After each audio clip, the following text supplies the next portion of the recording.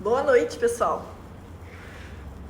E aí, meninas e meninos do Bari Desafio 2020? Beleza? Como é que vocês estão? Hoje a luzinha tá assim meio fraca, que eu tô aqui, não sei se vocês sabem, eu tô de férias, tô viajando e tô aqui no hotel, então vamos ver se a conexão vai dar certo. Vocês estão me ouvindo bem? Deixa eu colocar aqui o microfone que eu esqueci. Oi, Rafa, Denise, boa noite. Oi, Rose, tudo bem? Maravilha, todo mundo entrando aí. Hoje o tema da nossa live é sobre recidiva da obesidade depois da cirurgia bariátrica, né? Então a gente fala muito de reganho de peso. Vocês estão me ouvindo bem? Então, a gente, né, fala muito do reganho de peso, é um dos grandes medos de quem faz a bariátrica, né? Muitas pessoas aí, quando chegam no consultório, já chegam falando assim: doutora, eu quero fazer, mas eu tenho medo, porque me falaram que você pode fazer a cirurgia e ganhar peso de novo. Então, eu quero saber aí se alguém já ouviu isso. Quem já ouviu, já teve esse medo de fazer a bariátrica e ganhar tudo de novo. E mais, quem aí já fez a bariátrica e teve recidiva ou reganho? Eu quero depois, daqui a pouquinho eu vou falar pra vocês qual é a diferença entre recidiva e reganho, tá? Sim, já ouviu, né? É muito comum, não é que é muito comum a recidiva, é muito comum as pessoas falarem disso, é muito comum as pessoas falarem mal da bariátrica dizendo que o índice de recidiva é muito alto, né? Deixa eu ver o que vocês vão falar aí. Então, só que o que acontece? Então, antes da gente, né, falar sobre causas, falar sobre tratamentos da recidiva, eu quero que vocês entendam bem o que é uma coisa e o que é outra, né? Então, reganho de peso, quando você fala, reganho de peso, qualquer peso que aumentar na balança é um reganho de peso, concordam? Então, cheguei lá no meu menor peso, meu peso mínimo, então eu pesava 120, cheguei a 60, né? Resultado, beleza, só que ganhei 2 quilos. Isso é uma recidiva? Não é. Ganhei 5 quilos. Vocês acham que isso é uma recidiva?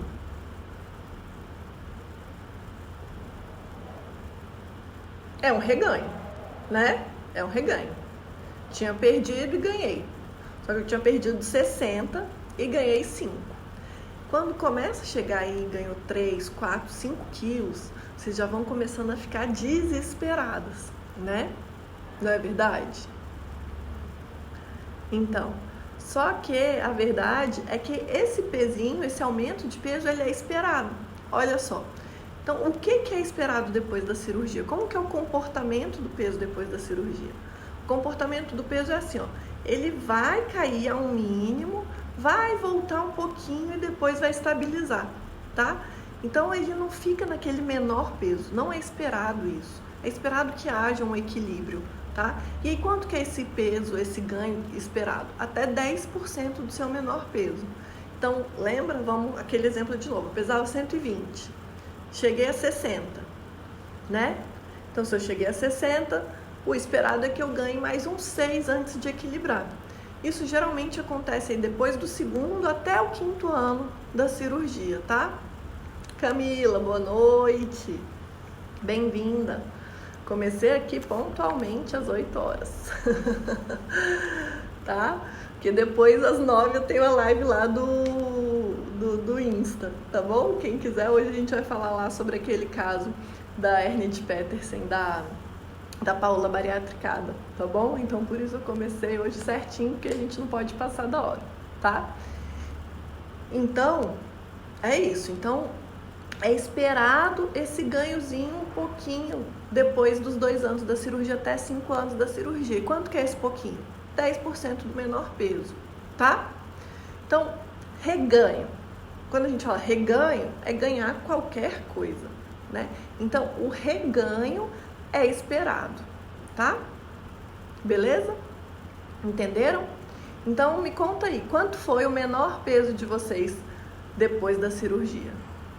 Ninguém respondeu aqui se já teve recidiva. Alguém aí já teve recidiva? Bom, então vamos primeiro. Qual foi o menor peso de vocês? E se vocês já tiveram algum reganhozinho? Me conta aí. E o que é a recidiva, então? Vamos ver para vocês diferenciarem. A recidiva, que é o que preocupa, né, a equipe, que preocupa o médico, que preocupa a Nutri e que sim é para vocês ficarem de orelha em pé, é quando esse ganho é menor do que 20%, é maior do que esse 20% desse menor peso. Na verdade, ainda isso não está bem estabelecido e tem várias, como é que se fala? Várias classificações diferentes, tá? Então, a Sociedade Brasileira de Cirurgia Bariátrica e Metabólica define como ou maior do que 20% do menor peso ou como metade de tudo que você perdeu. Então, se você perdeu 30 quilos, se você ganhar mais do que 15, já seria recidiva. Se você perdeu 60 quilos, se você ganhar mais do que 30, já seria recidiva, tá? Eu acho esse cálculo muito permissivo, né? Eu acho que a gente tem que começar a cuidar antes. Eu gosto muito desse 20%, porque até 10 é normal. Se você já tiver mais 10, aí, né, já vale a pena entrar com algum tratamento, tá? Essa semana, a Mari Melendez, né, a Nutri de vocês aqui no Bari Desafio, ela me passou um artigo bem legal, e nesse artigo sobre recidiva, a classificação que eles usavam, e eu achei bem interessante, é um ganho de 5 pontos no IMC. Então, porque a obesidade, ela é classificada pelo IMC, a porcentagem de perda de peso tem a ver com o IMC, né? Então, se você chegou ao IMC de 26, então vamos lá, operou com IMC de 40, chegou ao IMC de 26, 27, ganhou 5 pontos no IMC, voltou lá para o 30, já é considerado uma recidiva, tá? Então eu gostei também desse método, mas ele também é mais permissivo do que os 20% que eu costumo usar, tá bom? Então, vamos lá, naquele exemplo, o que seria recidiva, né, para quem pesava 120 no início, chegou a 60, né, estabilizou com 66, então se ele ganhar mais 6, né, se ele chegar a 72, a gente já considera recidiva, tá? Camila, menor peso 69? Então, Camila, é normal se você ganhar mais 7 ao longo da caminhada ali do percurso, tá? É esperado, não tem problema nenhum, não é para se preocupar, não é para se descabelar porque ganhou mais 7 quilos. Claro que não é para ganhar isso tudo de uma vez, tá? Claro que se você ganhar esses 7 quilos num fim de ano, numas férias, já tem que ficar de orelha em pé, tá? E tentar perder esse peso de novo. Mas não, se ao longo dos anos, né, seu menor peso foi 69, se você chegar a 76, tá ok, tá? E aí a ideia é que você mantenha nesse 76.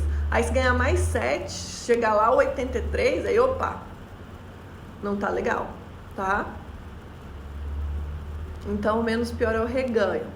Então, Denise, é porque reganho não é uma palavra que a gente usa no meio científico mais. A gente abandonou esse reganho, porque qualquer coisa é reganho, né? Qualquer número é reganho. Se você ganhar 5, 10 ou 50, é reganho, entendeu? Então, o reganho é qualquer coisa.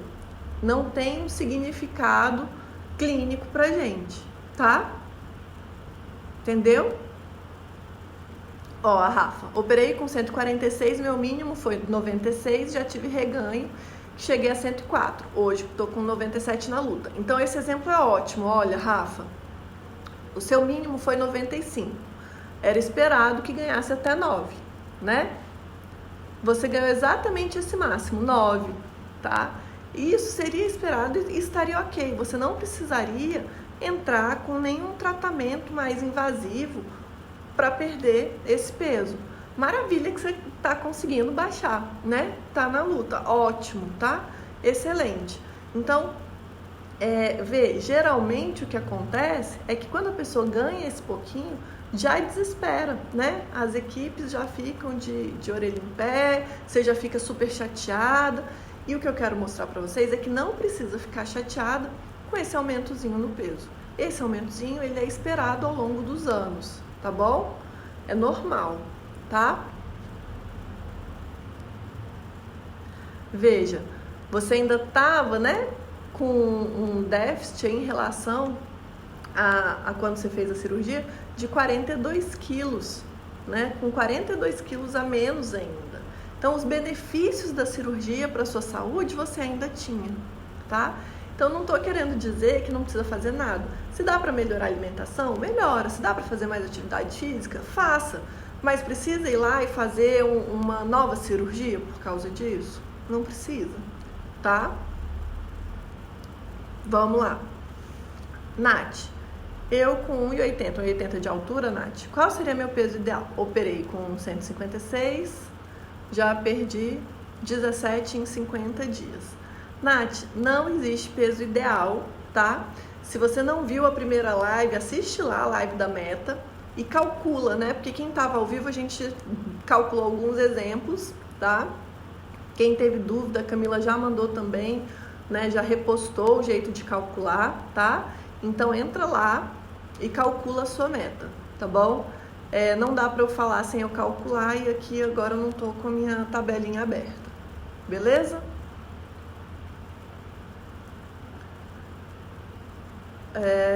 Uma dúvida, qual o tamanho do estômago no bypass após anos? Ele aumenta um pouquinho e depende do tamanho que ele ficou, né? Existe variação da anatomia durante o próprio procedimento cirúrgico, então, em média, eles ficam com 5 centímetros de altura por 2 de largura, mas pode ficar, às vezes, se tem um meso, que é a gordurinha, que são os vasos sanguíneos que alimentam, né, o estômago, o intestino, às vezes eles são mais curtinhos, a gente precisa fazer o estômago um pouquinho maior, aí fica com 7, 8 centímetros. 7, né? 8 nem tanto. Mas aí depois de algum tempo, se ele era 5, pode chegar a 6, 7, chega a 8. Se era 2, 2,5, ele não aumenta muito, ele é muscular, então ele se acomoda e volta, tá? Não tem muito aumento não, tá bom? Às vezes tem variação da anatomia mesmo, tá? Às vezes na cirurgia ele pode ficar um pouco maior ou um pouco menor, beleza? Então vamos continuar. Vocês já entenderam a diferença de reganho e recidiva? O que é importante pra gente então? É quando esse reganho é maior do que 20% do menor peso ou em outras definições quando aumenta 5% do IMC. Combinado? Beleza. Quais são as causas então do reganho? A Camila já estava perguntando aqui o tamanho do estômago, né? Então, a maioria das pessoas me pergunta, né? Todo dia eu recebo mensagem lá no Insta. Doutora, meu estômago pode dilatar? Porque eu antes comia só um pouquinho e agora eu consigo comer muito mais. O que acontece? Por que eu consigo comer mais, né? Então, simplesmente, vocês vão conseguir comer mais ao longo do tempo porque o intestino se adapta a receber esse alimento ainda não processado, tá? Então, no começo, vocês estão com o estômago machucado, né, pelo corte, pela costura, tá? Ele tá ainda se acomodando, o intestino não está acostumado a receber esse alimento não processado, então a comida tem mais dificuldade de passar e aos poucos o intestino se adapta, tá? Então, para quem não sabe, às vezes em casos de câncer a gente tira o estômago todo e liga o intestino direto no esôfago, tá? Às vezes, em caso de câncer no esôfago, a gente corta o estômago e liga o estômago aqui no pescoço, faz um tubo, como se fosse do sleeve, né? E a comida passa direto ali. Então, gente, o nosso corpo, ele tem muita reserva, né? E a gente, ao longo dos anos da medicina, desenvolveu muitas técnicas, tá? Então, a gente consegue fazer várias coisas com esse sistema digestivo e ele consegue se adaptar, tá? Então, por exemplo, quem teve câncer e tirou todo o estômago, fica sem estômago nenhum. Eles podem no começo perder um pouco de peso, mas eles conseguem, apesar disso, se der uma alimentação hipercalórica para eles conseguem ganhar peso, manter o peso, tá? Então a cirurgia é bem parecida do câncer de estômago, só que a gente desvia uma parte menor do intestino em quem tem câncer de estômago. No de vocês a gente desvia mais ou menos 1 metro e no deles a gente desvia só mais ou menos uns 30 centímetros, tá? Então é isso. Então não se preocupem com o tamanho do estômago, que não é isso que faz, né? Que é o objetivo da cirurgia. O que faz a cirurgia dar certo é o quê? as mudanças hormonais, tá? Então, quando a gente fala de causa da recidiva, a gente tem 2 pontos para a gente pensar, tá? O primeiro ponto são os ligados à técnica cirúrgica em si, e o segundo ponto são os relacionados, né, ao paciente, tá? Então, mudanças do estilo de vida que o paciente não teve e precisa ter, tá? Então, a gente pode ter 2, digamos assim, responsáveis pelo não sucesso ou pela recidiva, tá? Da cirurgia. Então, relacionados à técnica, então vamos pensar qual técnica foi feita, né? Então, quanto menos a técnica for metabólica, maior a chance de recidiva. Então, primeira técnica que a gente praticamente não faz mais hoje é qual? A da banda gástrica. A banda gástrica é um cinto que a gente coloca em volta do estômago, né? E ela é ajustável, você pode encher mais ela, ou seja, apertar mais, né, o estômago ou relaxar mais o estômago. Essa é uma técnica somente restritiva, né? Não tem efeitos metabólicos. E se essa banda fica muito apertada e a comida não passa, o que acontece? A pessoa tem muito refluxo, né? Vômito, não consegue se alimentar bem. Se ela fica muito folgada, a comida passa de uma vez e não tem efeito, né? Então, essa técnica, por ser pouquíssimo invasiva, ela foi muito usada aí por volta dos anos 2000, 2005, né? E depois, como ela não tem um efeito metabólico muito bom e a qualidade de vida do paciente não é muito boa, foi meio que parando de fazer. Então, se você fez a banda gástrica, você pode tirar a banda e fazer um bypass ou um sleeve depois da banda, né? Eu até recomendo que se você já fez uma técnica, que você não faça o sleeve em seguida, pode, mas se você já fez a banda, já transforma no bypass, que a chance de recidiva é menor, né? Bom, então, a outra técnica, o sleeve, que é o que a gente está falando agora, né? Ela é uma boa cirurgia, tem uma boa perda de peso, mas ela tem um efeito metabólico um pouco menor do que o bypass e ela pode também aumentar o refluxo. Então, tanto em caso de refluxo quanto refluxo, né, moderado ou severo, que já irrita o esôfago, que tem esofagite na endoscopia, pode ser transformado no bypass. Ou quem fez o sleeve, perdeu peso e voltou a ganhar peso, pode também transformar no bypass, ou pode transformar até na duodenal, que é aquela técnica mais agressiva que a gente também faz muito pouco, tá? Mas pode transformar no bypass. Ah, doutora, mas então esqueci o que eu ia falar. Enfim. Tá, então no sleeve, né, você pode transformar no bypass. E se fez o bypass e teve recidiva? Por que pode ser? Pode ser porque a anastomose está grande. O que é a anastomose? A anastomose é a costura entre o estômago e o intestino, tá? O alargamento dessa anastomose pode, né, fazer ter recidiva? Pode ser uma das causas de recidiva? Então, não tem nada comprovado a respeito disso, tá? Aqueles procedimentos de plasma de argônio, por exemplo, são feitos para diminuir essa costura. Mas o que a gente vê a longo prazo, eu até comentei hoje num post, né, das meninas lá no Instagram, do Barimetas e Fases, sobre o plasma de argônio. O problema é que quando essa costura fica muito apertadinha, ela fica do jeito que ficava antes, quando a gente colocava um anel em volta do estômagozinho. Além de cortar e costurar o estômagozinho, a gente colocava um anel em volta dele, para ele não alargar. Eu tinha esse medo, né, de que ele pudesse alargar. E aí colocava esse anel para não alargar. O que acontecia? Quem tinha esse anel comia menos proteína, entalava muito mais e acabava, ao longo do tempo, optando por alimentos que desciam mais fácil. Líquidos, né? Líquidos calóricos, na maioria das vezes, e carboidratos, porque o carboidrato ele já começa a digestão desde a boca, né? Ele é mais fácil de ficar molhadinho, pequenininho e desce mais fácil.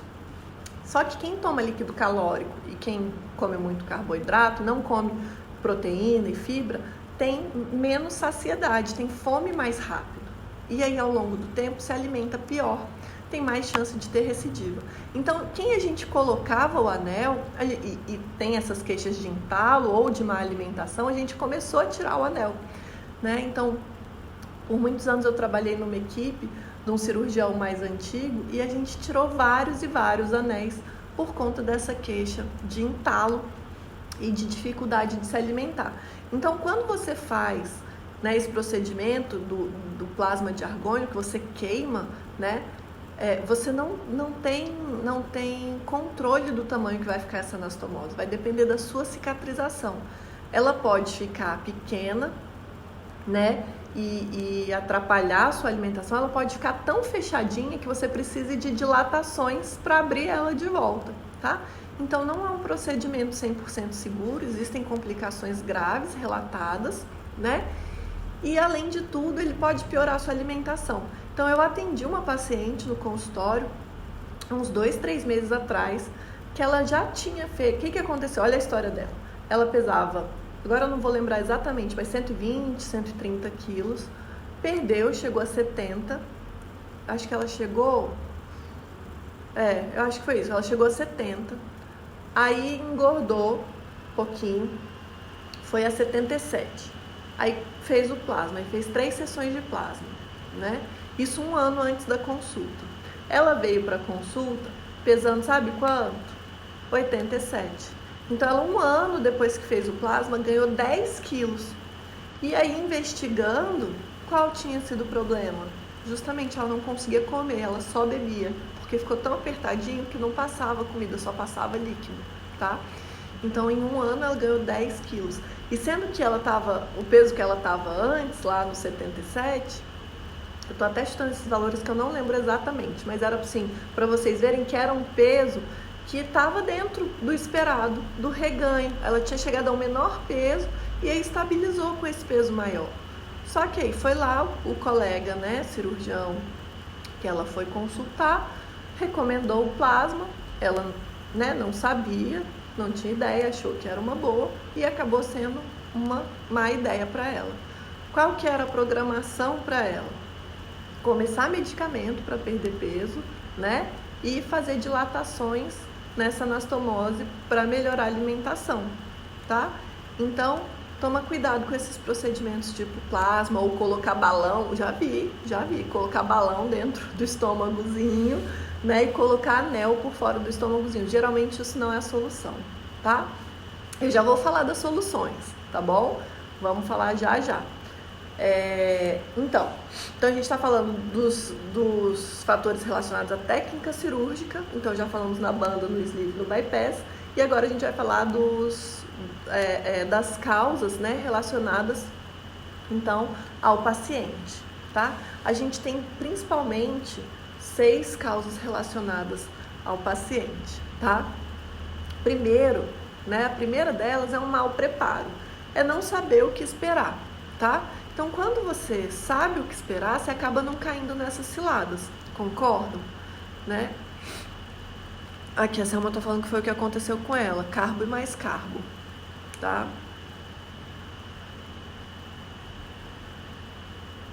Deixa eu só ver aqui o que vocês estão falando.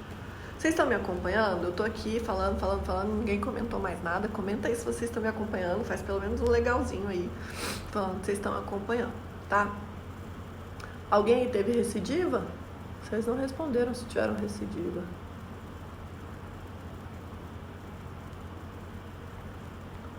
Aí, tô vendo alguns legaizinhos, beleza. Então, vamos continuar, tá? Então, dos 6... fazer gastroplastia endoscópica depois da bária não faz o menor sentido. Não faz o menor sentido.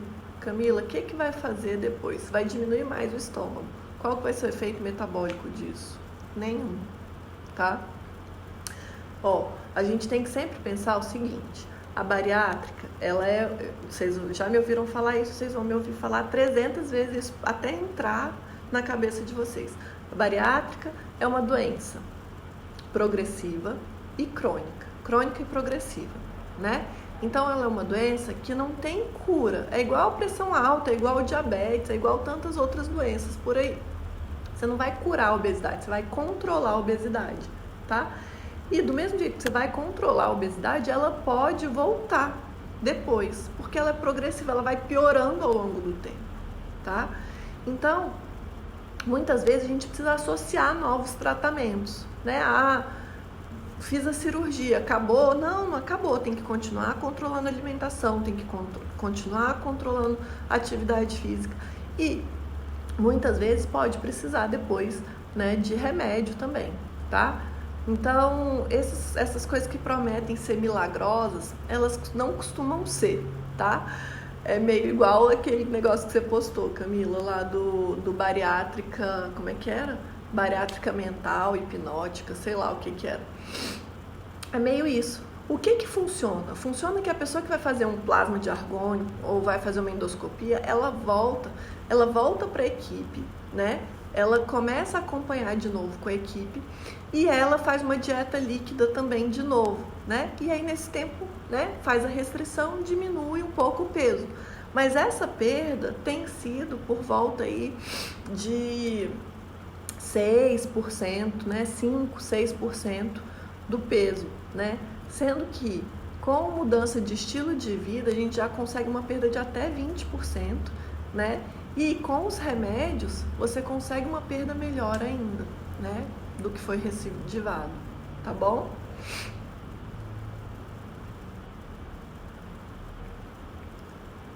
Cadê? A Camila falou, eu vou não, é que tem muitos com essa ideia maluca, eu também tive o esperado. Beleza, Camila. Tá, então, voltando, o que vocês, pacientes, podem fazer para evitar, né, a recidiva, ou quais são as causas da recidiva relacionadas ao paciente? Então, é um mau preparo, é não saber o que esperar, é não conversar, é não estudar, não se atualizar, tá? A cirurgia bariátrica não é que nem uma plástica que fez, acabou, saiu do hospital, cicatrizou os pontos, tá tudo certo. Não é assim, tá? A bariátrica é uma mudança para a vida toda.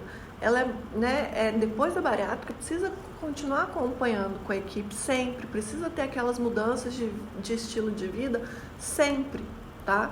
Então, se preparem, entendam o que vai acontecer para não desesperar, né? Para quando sair alguma coisa do caminho, vocês entenderem o que está acontecendo, até para saber o que precisa preocupar, o que não precisa preocupar, quando é hora de voltar na equipe, quando é hora de procurar um pronto-socorro. Então, entendam o que está acontecendo, tá? Estudem mesmo, entrem, né, nos grupos, isso vai ser um dos próximos fatores, tá? Então, primeiro, a decisão bem orientada no pré-operatório.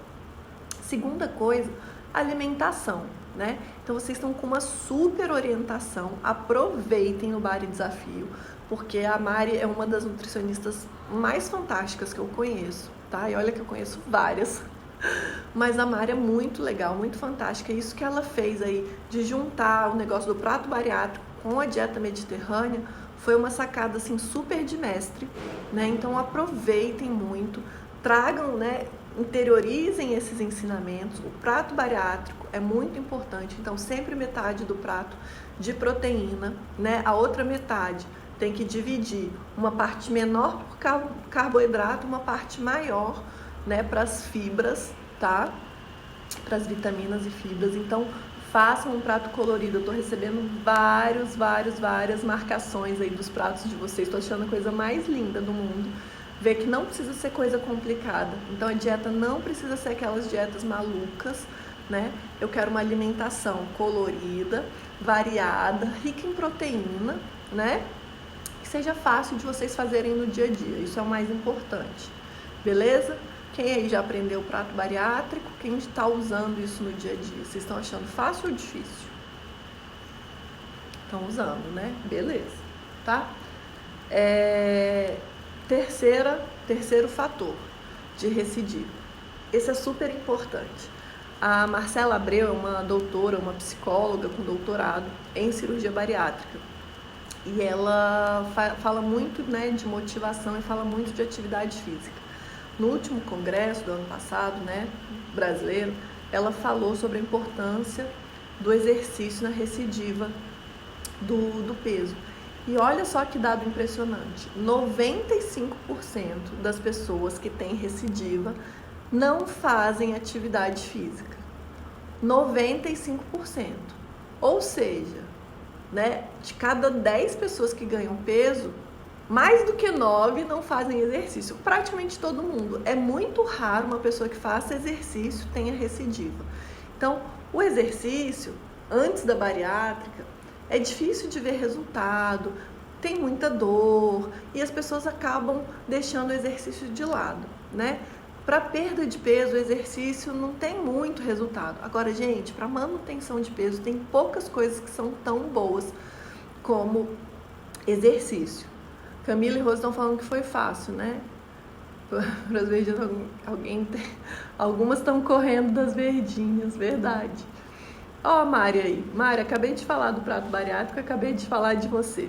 Agora eu tô falando da Marcelão, tô falando de atividade física, né? Então, gente, tem que fazer atividade física. Se não quer reganhar peso, tem que fazer atividade física. Esse é um dos fatores mais relacionados à manutenção de peso a longo prazo, né? Como eu falei, então, das pessoas que têm recidiva, 95% não fazem atividade física. Então, imagina só o tanto que isso é importante, tá? Então, o quarto passo, aí, né, quarta causa é a participação em grupos, tá?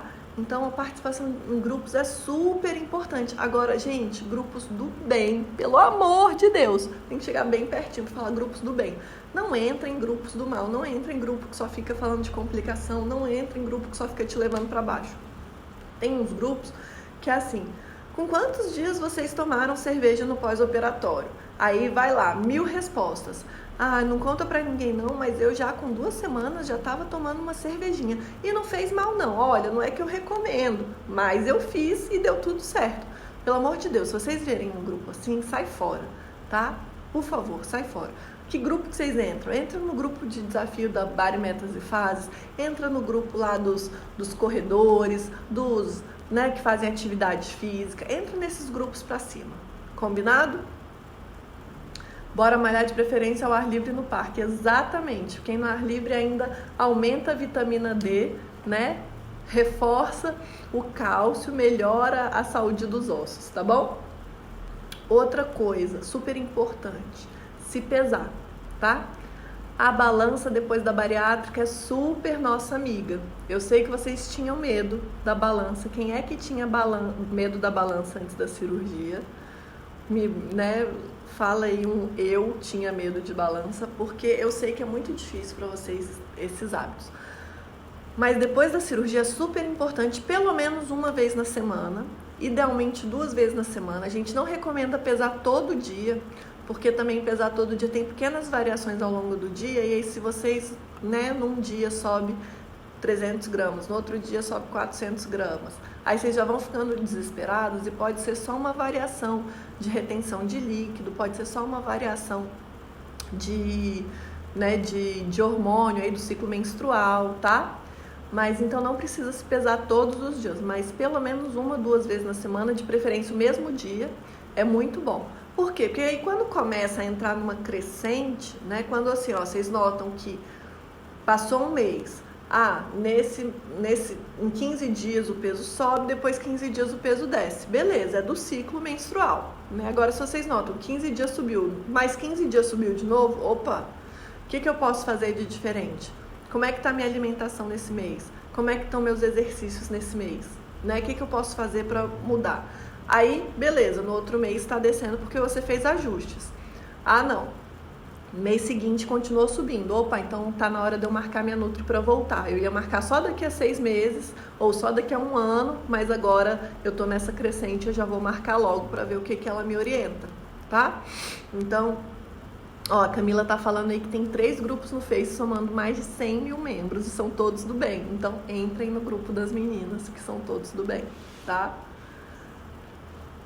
Selma, eu nunca mais pensei, só voltei agora. Camila, eu corria até hoje também, viu? Então vamos voltar, Camila. É verdade que pesar de manhã e em jejum é mais recomendado? É verdade, tá? Eu gosto, assim, eu tenho balança em casa, então claro que eu faço aquele xixizinho antes pra tirar tudo, né? E me peso e sem roupa. Por que sem roupa? Porque a roupa também varia muito, né? Uma calça jeans, dependendo, chega a 1 quilo, 1,5 quilo, tá?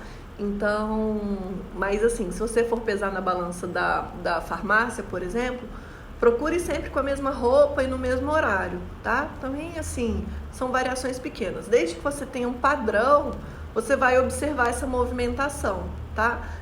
Não dá pra você um dia pesar de short, no outro de calça jeans. Aí você não vai ter a menor noção dessa variação, tá? Rose tá falando, vamos se mexer dentro de casa mesmo, que temos a espírito. Gente, tá maravilhoso esse desafio. Vocês têm tudo que vocês precisam aqui, tá? Então, vocês vão voltar lá na equipe de vocês só para receber elogios pelo desafio, pelos 21 dias e pelas mudanças que vocês conseguiram fazer aqui dentro, tá? Beleza. E aí, por último, né, então é o que eu tô falando, trabalho em equipe, né? Então, aqui a gente tá tendo a Nutri, tá tendo cirurgião, tá tendo atividade física, tudo super bem orientado, né? Então, se vocês têm algum probleminha de articulação, de dor em algum lugar, é bom, né, procurar o profissional para fazer junto com você. Mas se vocês não têm problema, gente, façam, tá? Façam com a Spire. E tem aplicativos também para você fazer exercícios, né, que você não precisa pagar nada. Dá para fazer tudo em casa com o peso do próprio corpo, tá? Não precisa gastar rios de dinheiro com academia, não. Eu acho que quando você tem uma parceria, né, quando tem alguém ali do seu lado, ou para ir junto, ou o personal para, né, te chamar e puxar a orelha, é sempre melhor, né? Mas se vocês estão num grupo como esse, que vocês postam que estão fazendo, tá todo mundo fazendo, né, também motiva, tá? Então essa motivação é super importante, tá bom? Tem um balanço em casa, mas chega no médico 2 quilos a mais. Então, Camila, varia isso, né? Varia a roupa que você foi pro médico, varia o horário do dia. Se você já comeu, se você já bebeu água, vai dar um peso maior, tá? Regiane tá fazendo, já perdeu 4 quilos de gordura. Maravilhosa, hein, Regiane? Arrasou. A Selma disse que começou a fazer depois do desafio passado. Esses desafios, assim, esse daqui tá sendo maravilhoso, né? Eu sempre tive um pé atrás quando as meninas me convidaram. Eu fiquei, né? Fiquei super com o pé atrás. Falei, gente, como é que vai ser isso, né? Porque a Nutri não pode prescrever a dieta, só dá orientação. Eu só posso dar orientação também. Então tem que tomar muito cuidado e tal. E, gente, tá incrível. Os resultados estão incríveis. Os pratos que vocês estão postando estão incríveis. Então tá todo mundo super de parabéns, né? Agradecer a Camila e a Rose pelo desafio, tá? Bom, e aí a gente vai passar então agora aos tratamentos. Beleza, entendi o que é recidiva, entendi o que pode ser causa da cirurgia, entendi o que pode ser, né, culpa do paciente, minha culpa. Mas e aí, eu tive recidiva, o que eu vou fazer? Alguém tá nesse ponto? Eu tive recidiva, o que eu vou fazer? Selma, desde o primeiro desafio, já eliminou 17 quilos. Maravilhosa, hein, Selma? Top demais mesmo. Então, o que vocês podem fazer? Então, o primeiro passo é voltar na equipe, voltar na Nutri, voltar no cirurgião. Ver se esse reganho é o esperado ou ver se já tem uma recidiva importante, né? E aí, a gente tem que ver quais são as causas. Então, uma consulta de recidiva é uma consulta bem completa, tipo aquela primeira consulta antes da cirurgia bariátrica, que a gente tem que ver bem quais são os fatores do seu estilo de vida que podem estar favorecendo esse reganho, essa recidiva, né? E o que a gente pode ajustar. Então, o primeiro passo é ajustar essas medidas do estilo de vida e fazer uma pesquisa da anatomia, como é que tá, né? Então, faz lá uma endoscopia para ver como é que tá o estômago, às vezes pode precisar fazer um raio-x com contraste ou até uma tomografia para ver como é que tá, se tem algum problema na anatomia dessa cirurgia. Será que essa cirurgia não foi bem feita, né? Então, esse desvio do intestino é de mais ou menos 1 metro. Será que foi feito um desvio pequeno, né? Então, esses problemas na cirurgia, esses problemas técnicos são raríssimos, né? E aí sim, nesses casos pode... conexão fraca. Dúvidas? Tenho dúvida da minha técnica, porque o endoscopista que fez a minha endoscopia de controle colocou na minha cabeça. Fala aí mais. Qual foi a dúvida, Camila? O que ele te falou?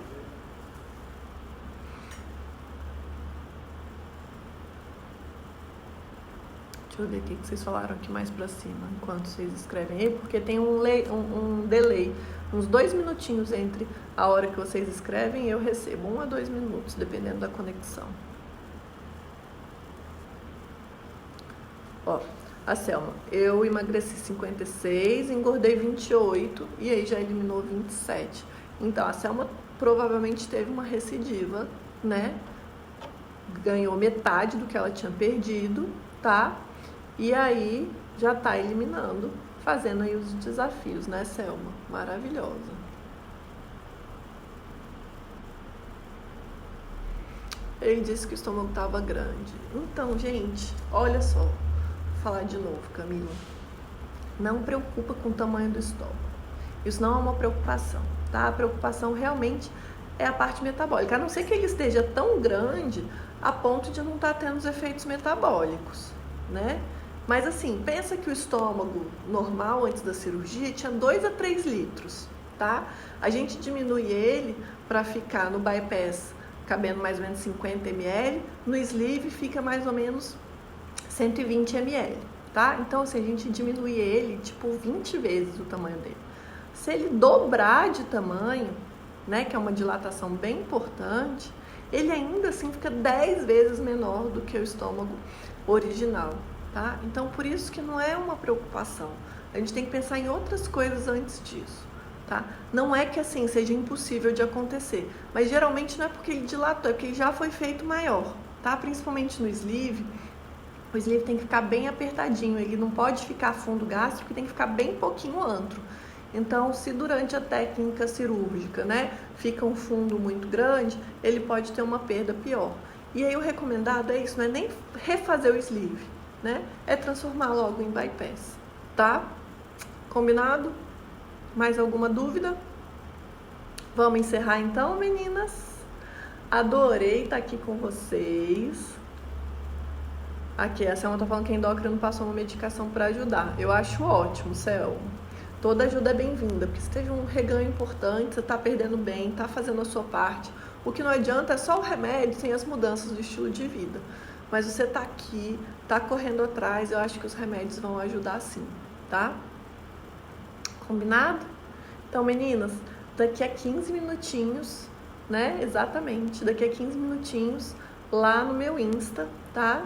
Doutora Helena Malnati, a gente vai estar, então, falando sobre a hérnia de Petersen, que é uma complicação, uma hérnia interna que pode acontecer depois do bypass, tá? Vou falar de outras hérnias internas também e a gente vai esclarecer todas as dúvidas lá, tá bom? Se vocês quiserem, aguardo vocês lá. Um beijo, adorei vocês. Mais uma vez, semana que vem a gente vai ter nossa última live do desafio. Não é isso? Então, beijo, beijo. Boa semana. Vejo vocês semana que vem.